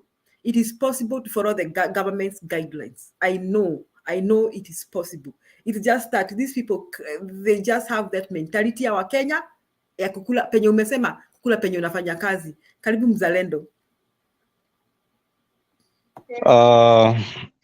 Thank you very much. I mean, Benson, you've today, I mean, answered a question whereby we spent almost 1 year being, not even almost 6 months, being told that the subsidies were removed by Ruto. Thank you for that clarity. And Leo, you are laboring very, very hard to say that the 7,000 should have continued. I'm sorry. I mean, sorry to interrupt you. I don't want you to change. But what you're saying, I still maintain the subsidy was removed. What I'm talking of, the 20,000 is not subsidy. Yes, it is yes. called capitation fee. So yeah, get the difference. Capitation has been maintained. Fee and subsidy are two different things. Are you getting that? Jesus of Nazareth. The 22,000, don't change the topic. You've been caught pants down. The 22,000 is still there. What you are trying to say is that the COVID money, the 7,000 that was removed, ought to have been returned. I mean, that money was supposed to cushion the parents during COVID. We no longer have that money. COVID, we don't have COVID anymore in the schools. So I am very, very glad, Benson, for bringing that issue. And you are an Azimio supporter. You've told them that, you know, the government actually maintained the 22,244, and it was not removed. And it is in all the schools, be it secondary, be it boarding, be it day school, be it the schools with people living with disability. The government has maintained that. Thank you for that clarity, because there's a propaganda here that the government removed all the subsidies in secondary school. Thank you so much. Mzalendo, I don't know why you are struggling to understand. 22,000 is subsidy. Inaitwa capitation. Leo is talking about it here. It's under the government, Basic Education Act. So it has been there and it's going to be there. I think the discussion that has been there is the 7,000 shillings. I So think what are you saying? that the That the discussion, government removed 7,000? yes, That is what we've been crying for. That is the only yes. favor that the But we government was don't doing have to the a citizen. COVID crisis Just like, anymore. Why are you crying? listen, just like when we talk of of Kenya is we talk at of its fertilizers, sorry, that amount sorry. that was being paid for fertilizer, it's called a subsidy because it was not under any law. So government did it out of the prerogative mercy. So the same with this 7,500, it is not in the Basic Education Act, but it is because the government had a feeling of the people and the situation, the economic situation that we were in, so they introduced it. So we are not talking of that amount that is in the act. That one is there and no government can touch it, and we used to have it. But still, despite having that one, parents had challenges, and the government, out of its merciful wisdom, decided to pay 7,500. So when we got a government that is merciless, it decided to remove the 7,500. So you need to get the difference. Yeah, So we have to feel it. because we don't have COVID crisis anymore. I think you answered. Thank you, Muzalendo, for reminding us that we have such a merciless government that removes subsidies for food, for education, for mafuta. Wakenya wenzangu, this is a merciless government. Merciless. Mjipange vile mtapeleka watoto shule, vile mtanunua unga, vile mtanunua mafuta. Domi, you want to say something? And then Mama Kibawa atasema kitu. Karibu Domi. No, no, I was just laughing because you know, there is something. I think you have clarified where Musalendo was trying to keep on lying to us about subsidy. Subsidy ilitolewa.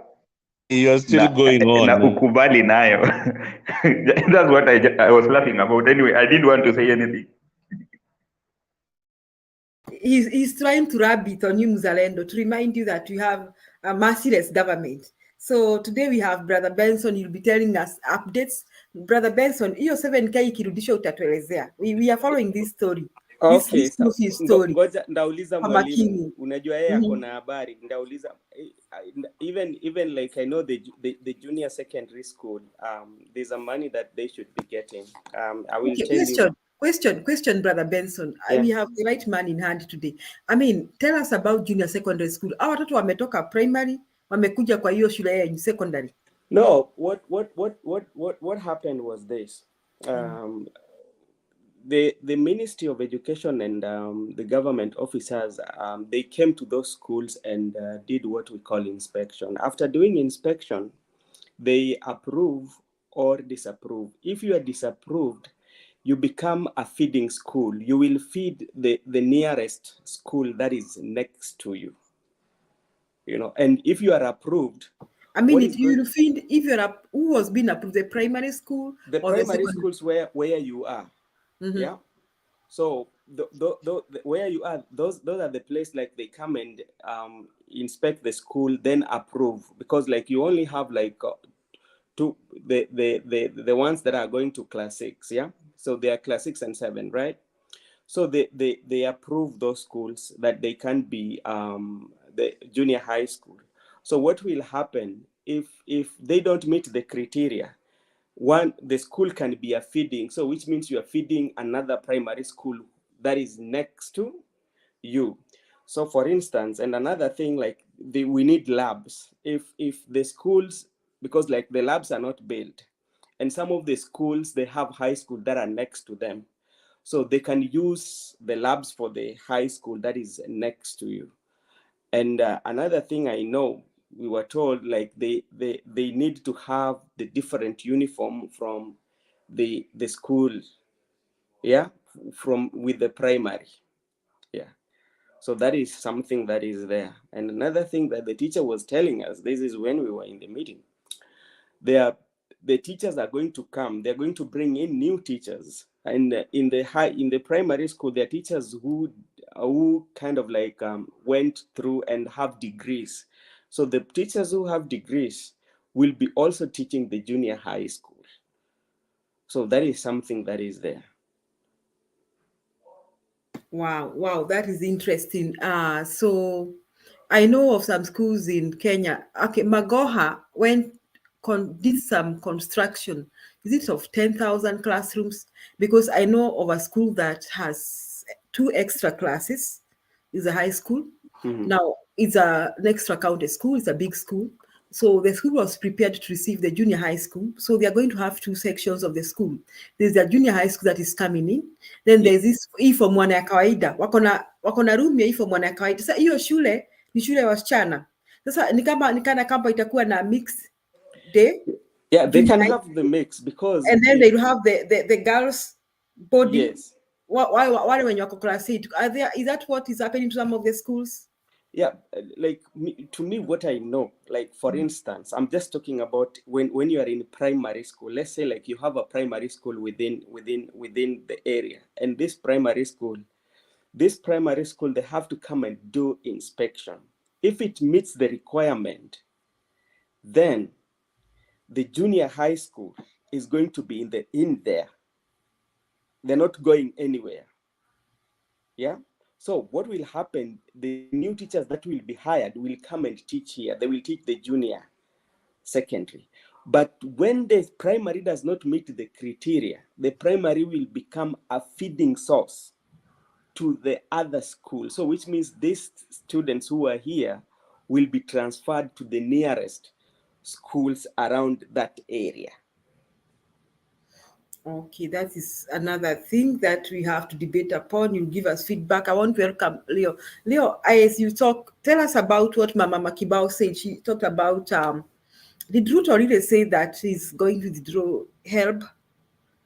I mean, did he say that he's going to stop the funding for the universities? People, did you know that it costs, I think there is cost. You want to mmesoma hivi karibuni, you are young, if you went to a Kenyan university, the total cost for going to the university may be about 200,000 per year for every degree. That could be among the lowest. It is only that the fees usually paid by the government. So these youngsters pay about 16,000. But the bulk of it, that's why we have what we call government-sponsored students. Government-sponsored students. So government-sponsored students don't pay much.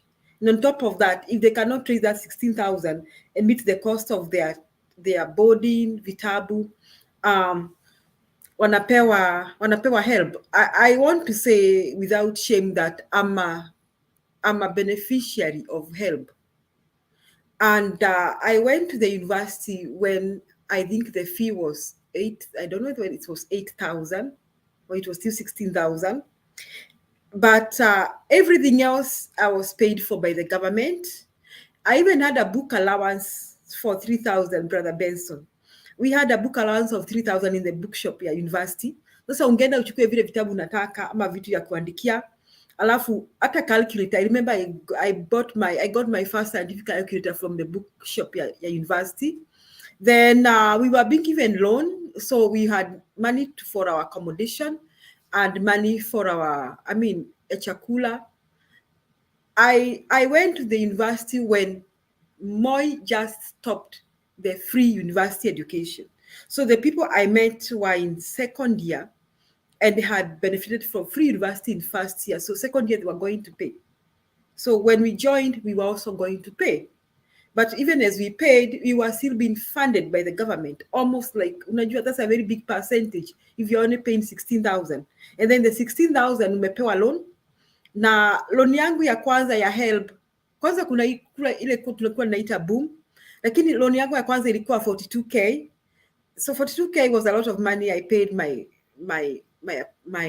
my hostel, and those days you had to stay in the hostel. I paid my hostel, I had enough food. But I want to say this, that it didn't take me long to pay for help, because help, you can't get away with it. You can't run away. As soon as you graduate, unashikwa. Hata kama you are working with the private sector, unashikwa. Na Waswahili wanasema ukishikwa shikamana. You pay, you have to pay it. And some of us who have come to the US on work permits, I came here on a work permit. And therefore, the government of Kenya had to clear me to come and work for the United States of America. And they had to make sure I had a help certificate for me to be cleared.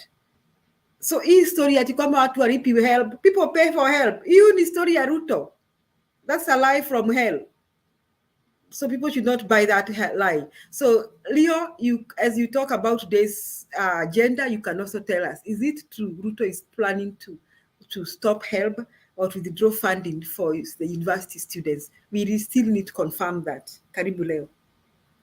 Thank you very much, Julia, Brother Benson. I can see Mzalendo, Domi, and Wamama Kibao mbele. Ingawaje leo mko wawili, sasa sijui. Ile siku mlisema Wamama Kibao na mlitu overpower. Good morning, everyone. So first of all, maybe to start, first things first is just to remind the Kenyans outside there that the Jacaranda meeting is real, despite the conspiracy theories that the Tanga are trying to give outside there, and to an extent of even telling you that the Jacaranda meeting is going to be called because of a mere AFC Leopard game. That is not true. The meeting is there. People are welcomed. The gates will be opened as early as 9 a.m. So you can tell a friend to tell a friend so that you can attend. It is going to be the mother of all meetings. This is a meeting that has seen the government suspend their daily routine, and each and every person in the government, from ministers to MPs to senators to MCs, are talking about the Jacaranda meeting. Wherever the president goes, he has to mention about Jacaranda. So maybe to put that on aside, I know we'll get some better time to maybe address it. The matter of education, what Ruto said was this. I want to make it clear. He did say that he's going to disband HELB, and there is this thing that you normally call the TVET funding. Remember, we normally have TVET funding. Then after disbanding them, he said he's going to constitute a new board, which he said is going to streamline maybe the way the funds are being transferred. So that is the reason he gave. But the reality here is you'll find that TVET funding is operating independently. And if you go to the villages, you'll find that currently most people are able to do courses at an affordable fee because of this TVET. They've been technical training colleges. I remember in my village, there are about 3. And when you go there, there's amount that the government is paying for you. Actually, if you join this TVET, the government is paying for you 40,000. So if the fee was supposed to be like 60,000, you'll find that you'll only be paying 20,000. HELB has been there, and it is a part of the Kenyan heritage, because if you mention HELB to any other country, they know it is part of the Kenyan heritage. So if you want to disband HELB and maybe come up with something called Ruto's Fund or Hustler maybe education fund, I think it is also going to make Kenya lose their heritage and their identity. So if you look at it keenly, what Ruto wants is, he knows very well, if he consolidates these things together, he's going to have them at one place whereby it is easy for him to control and manipulate them. When these bodies exist independently and separately, it is hard for you to control them. Ruto is just after bringing everything under his feet, whereby he can remotely control everything. So at the moment, we are having HELB in a different, differently structured, and we're also having it differently structured. So if somebody wants to interfere with them, for example, today, you'll have to sweat, and maybe you'll have to use a lot of energy, a lot of time, and approach several people for you to be able to control them. Because maybe the person in HELB will not agree with the person in Tibet. But the moment you bring them together, it is easy for you to control them for your own benefit. That is what this government wants. Another sad thing that is happening here, and you see the ministers, even the ones who are not concerned with education, boasting how they are going to look for the investors outside to come and pick our public universities. They want to privatize universities. And they don't want to maybe privatize it by giving it to the Kenyan investors. They are looking for foreign investors, meaning, you know, currently, like most of the things that we learn are foreign. That is why we normally have Kenyans, Africans with some European mind or European brain. But now they also want our universities to be owned by foreign investors. And that is how education is going to be expensive and complicated. If currently we are having these universities run by the government, And majority of the students who are admitted in these universities, first of all, there is a specific grade that you have to attain, then the government will have to pay some amount. So if currently at that situation, there are some who still cannot be able to pay. So what do you think will happen if these universities are privatized? Will the government be able to pay money in a private